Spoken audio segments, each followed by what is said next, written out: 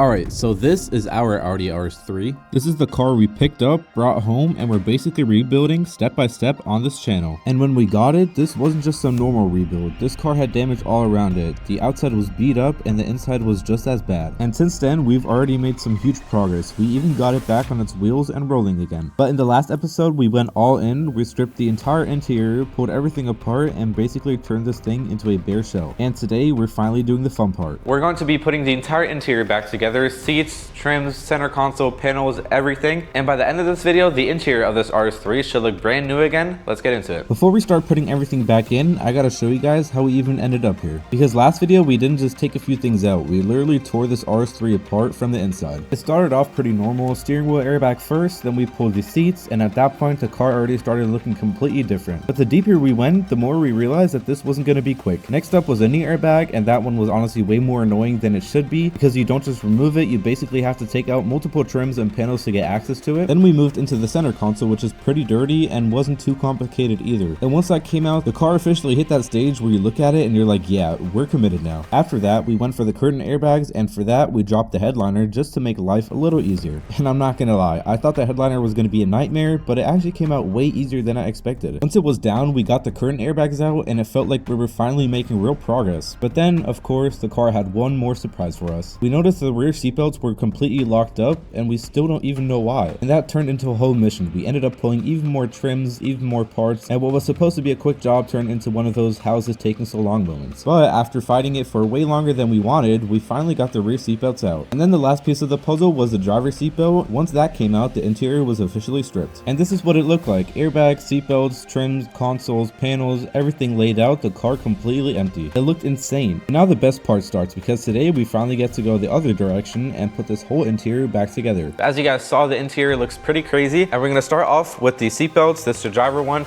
and then the two for the rear, which we're still not too sure why they deployed, but we got them reset and they all came back within a week, so that's really good.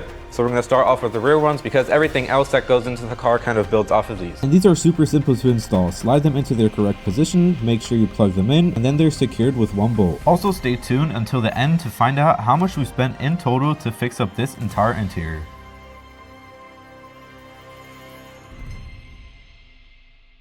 Now, after putting in these little sound deadening pads for the seatbelts, we can now continue with the cover, which goes across the entire back, has two big clips on both of the sides, and then two plugs for these speakers.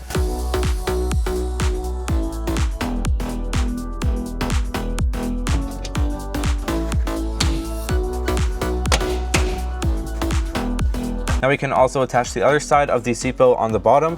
Then we can put in the trim piece right here and also the airbag that goes here, but we can't put in the corner pieces yet because we can only put those in after the headliner is in. So that's what we're gonna do next. And these Audi trims are really not the easiest to get back in because they don't really have a systematic way of putting them in one after another.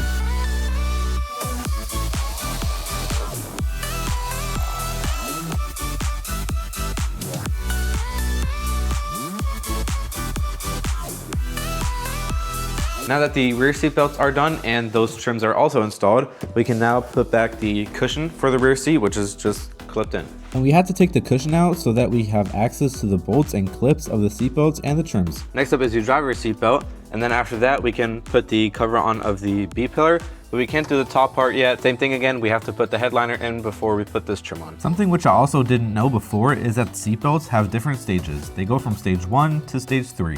It's pretty easy to tell what stage it is. Just count the number of plugs which it has for the igniter. Our driver's seatbelt is stage 3 and the rears which we put in are stage 1. And you're probably asking, what is the big difference between all of these? I'm not too sure. If you know, let me know in the comments.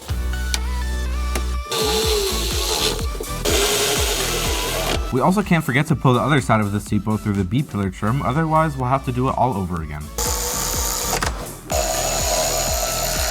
Since the seatbelts are in place, we can put the lower section of the B pillar trim back in, the passenger side as well, because we also removed it even though the seatbelt was good. The next step is the headliner, but before that we need to put in our new curtain airbags because both of those obviously also deployed, and we have one for the driver's side and one for the passenger side. They have a lot of clips and just 2 screws, so it shouldn't be too complicated. It'll help out a lot if you could take your time real quick to like and subscribe. It's completely free. You can always change your mind later, and that's exactly what YouTube wants to see. They want your opinion on what you think about my content, so make sure to like, subscribe so that our channel can grow and we can bring more content for you guys.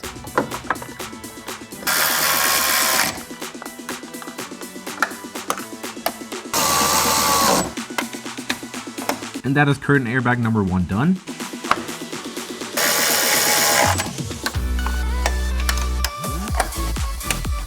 That is now also job done with the curtain airbags. Now on to the next piece. Next up is the headliner, which is a very, very big piece, and this has been laying around for a week. And obviously when the curtain airbags explode, these sides kind of fold down and they do get creases, but most of the time they also go out over time, and they definitely got better. You can see a couple up here, but the headliner is still fine. We're gonna put it in. If it doesn't go away, you can still see it too much. We'll have to think of a different solution, but let's try to fit this in the car now.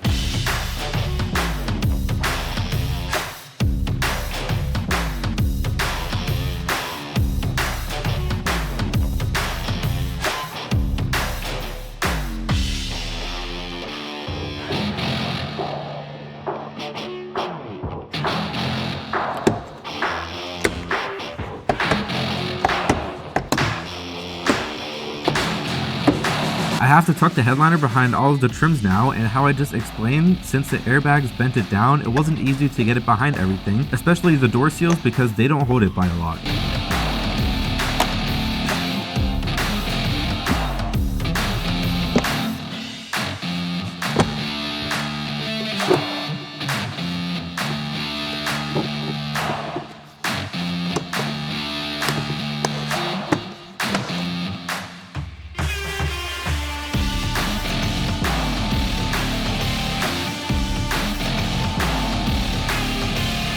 Both of the handles and the rear trim are now in on the driver's side and already looks really, really good. So now we're gonna do the same on the passenger side.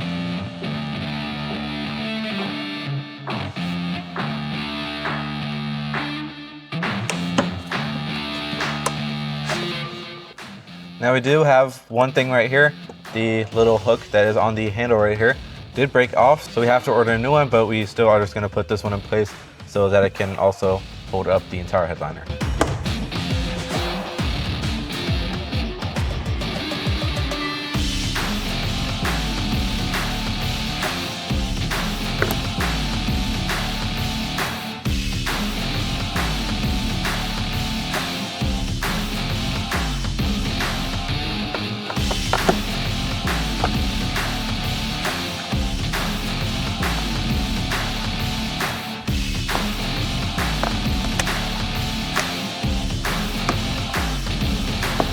After putting all of the other trims back, now the overhead console can go back, which has like 10 plugs, so it took me a little bit to get all of those in. And there is pretty much everything in the headliner in and connected, besides the A-pillar trims, which we most likely are going to keep out, because in the next video we are going to take the windshield out because we are going to have the new one here already. So we are just going to keep those out because we're going to have to take them out again. But besides that, everything else on the top is done, and now we can move on to the entire center console. And the first step is going to be putting that airbag module back. Right here is that airbag module, and we actually didn't even get it reset. Before we got it out the car, we hooked it up to our Autel and deleted the codes off of that module to try and see if that would work. It deleted them, but at the time we still had all the deployed airbags in there, so it would still show fault codes for that. So we decided to send it with the seatbelts to get reset, but just after a couple of days, the company which we sent them to sent us this, which basically is telling us that they cannot reset the module due to some kind of issue. Then we thought that since they couldn't reset it and delete the crash data, that we already did it then, because we never really knew if the crash data was hard-coded or not. And we will find out once we have everything installed and start the car. The airbag module is now fully in place, bolted down, and have the plug also in place, and this is not a thing to play around with. And you do have to make sure that when you plug it in that you don't have the battery connected, and only turn the battery on if you need to when the entire thing is bolted down. But yeah, now that we have this in place, we can continue with the rest of the center console. But first we have to clean it a little bit because there are still a lot of Skittles left in this thing, and it is still a little bit sticky from the drinks. So that's what we're going to do first, and then we'll get the center console in. 2 hours later. The center console is now completely clean and doesn't have any Skittles or any dirt on there anymore. It is completely clean. We have to put it under the sink so that the sugar can completely dissolve. But yeah, now I'm going to slide this in the car.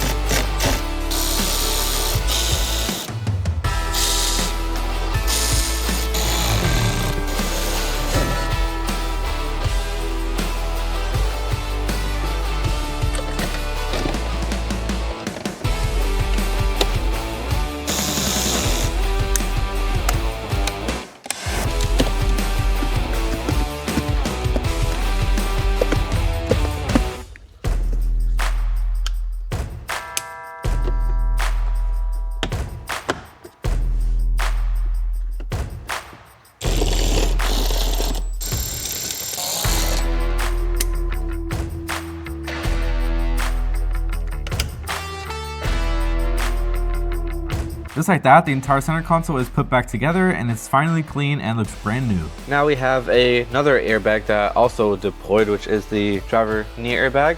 And yeah, that one deployed, so we also needed a new one for this. This one has 3 screws and then an entire cover that goes across here, which has a couple of bolts. And then after that, the only thing that we have left is the steering wheel. Sorry for the interruption again, but it will help out a lot if you could take your time real quick to like and subscribe. It's what helps our channel the most right now. It's completely free. You can always change your mind later. Let's keep going. Here I'm taking the screws out because our number 1 rule is to put all screws and clips back to where they came from so that we don't lose them.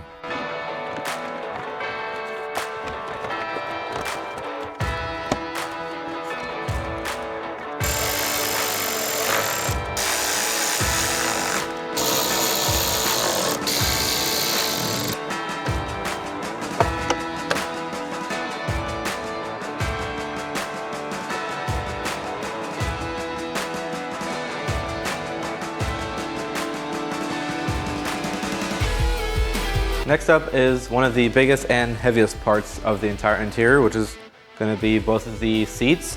And they definitely do weigh quite a lot, so the plan is to get them inside, plug them in so that we can move them forwards and backwards, and then bolt them down.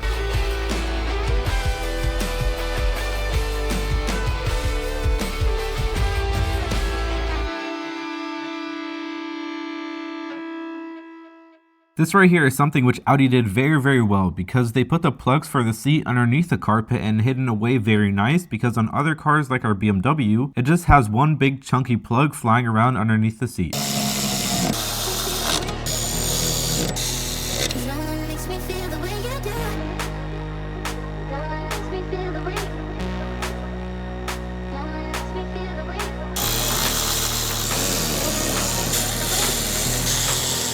Both seats are now finally in and look absolutely amazing. Now onto the A-pillar trims, and I did say that we're going to keep them out because of the windshield, but it would just look weird and not finished without them. Now that we have the A-pillar trims in, the only thing that is now really left is the steering wheel airbag. And yeah, this is now the last piece of the puzzle, at least for the interior, so let's get this in.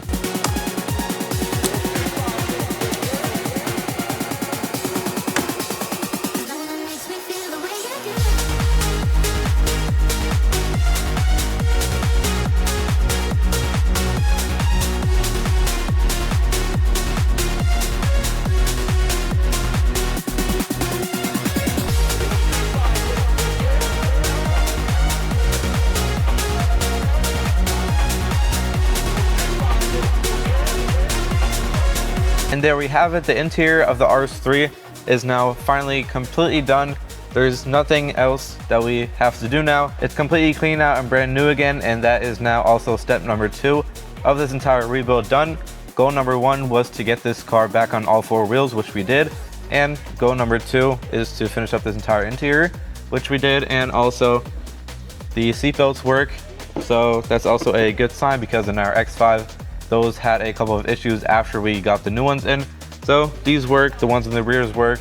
So there's nothing wrong with this car, at least on the interior. And now to the total cost of how much we spent to fix up this entire interior. The steering wheel airbag was $260, the driver's side knee airbag $190, both of the current airbags $700. Then we also had to get 3 seatbelts reset, which was around $370. And this puts us to a total of around $1,520, which is pretty much what we had as a budget for this interior, which was $1,500. So we're only $20 over. And for example, as I said before, goal number 1 was to fix up the entire suspension on this car. And for that, we actually spent less than we wanted to. So we're pretty much on the right track. That's going to be a wrap for this week's video.